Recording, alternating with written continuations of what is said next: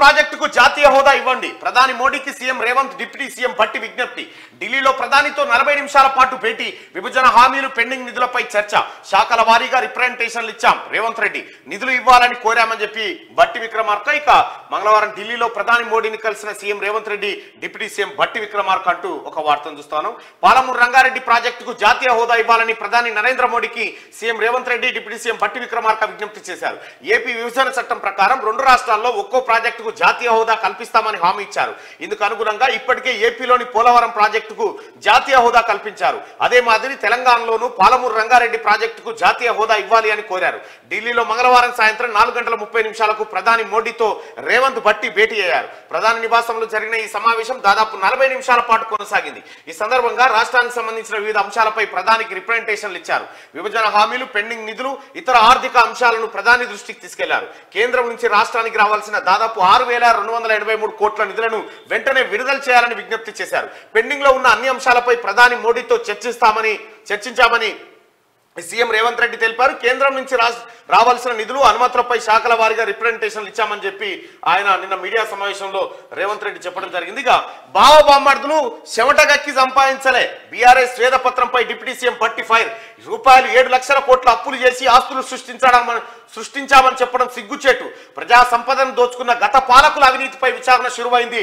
లెక్కలు కట్టి మొత్తం సొమ్మును ఖచ్చితంగా కక్కిస్తామని కామెంట్ అంటూ తెలంగాణ ప్రజలారా, కేసీఆర్ కుటుంబానికి సంబంధించి విధ్వంసం ఎట్లా చేసిర్రో, వాళ్ళు సంపదను ఎట్లా కొల్లగొట్టిర్రో విచారణ ప్రారంభమైంది. ఈ విచారణలో ఖచ్చితంగా దోషులుగా తేలబోతుంది కేసీఆర్ కుటుంబం. ఈ దొంగల ముఠ ఇప్పుడు ఆత్మరక్షణ చర్యలు చేపడతా ఉంది. కేసీఆర్ ఇప్పుడు వీడియోలు తయారు చేసి కేసీఆర్ 10 రోజులకి కేసీఆర్ రావన్నా. కేసీఆర్ కేసీఆర్ ఉన్నప్పుడు ఏం బీకినాం మనం? ఏమి చేయలే.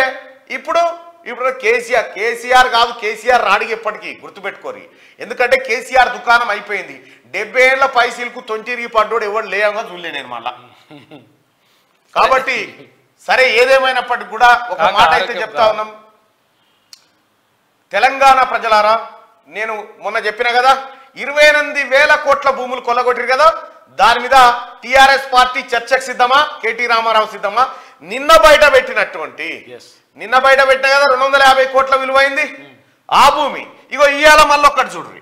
ఇక్కడ రంగారెడ్డి జిల్లా ఇబ్రాహీంపట్నం కాడ ఇగో అసైన్డ్ భూములను పట్టా చేసిర్రు. అసైన్డ్ భూములను పట్టా చేసి ఇగో వీళ్ళకి ఇచ్చేసిర్రు.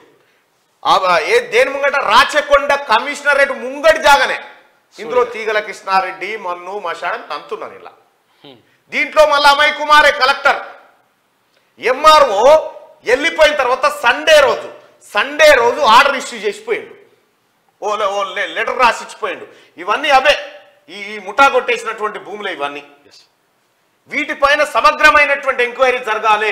ఒక్క గుంట భూమిని పోకుండా అడ్డుకోవాల్సినటువంటి బాధ్యత ఉంది. దీన్ని ప్లాట్లు చేసిరు, రకరకాలుగా కొల్లగొట్టిరు. మొత్తం తెలంగాణ ప్రజలారా ప్రైమ్ ల్యాండ్ అంతా కొల్లగొట్టింది ఈ దొంగల ముఠాయిగో.